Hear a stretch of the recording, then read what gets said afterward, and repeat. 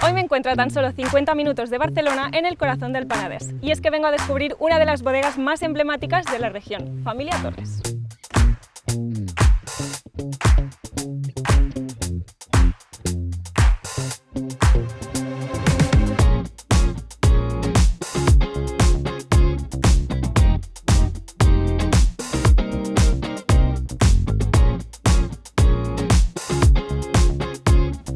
Y ahora estoy en los viñedos y voy a encontrarme con David.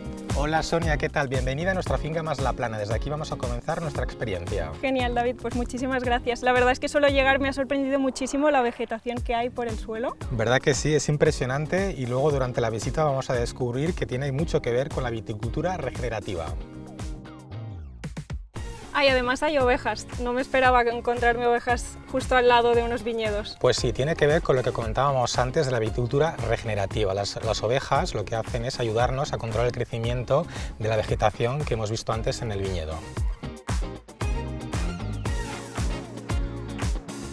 Durante el recorrido en tren, David nos ha ido desvelando curiosidades y anécdotas sobre la historia y el día a día de la bodega.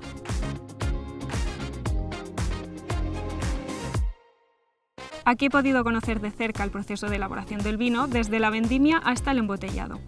Me ha parecido fascinante descubrir cada detalle.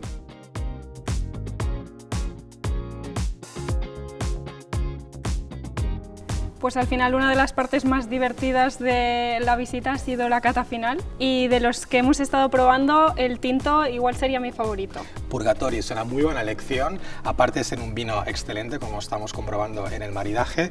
Tiene una historia muy interesante, muy divertida.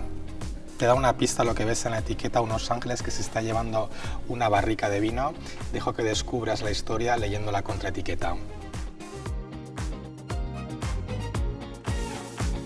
Además, la bodega cuenta con una tienda donde podréis encontrar vinos de todo el mundo, y yo sin dudarlo me he llevado Clos Ancestral.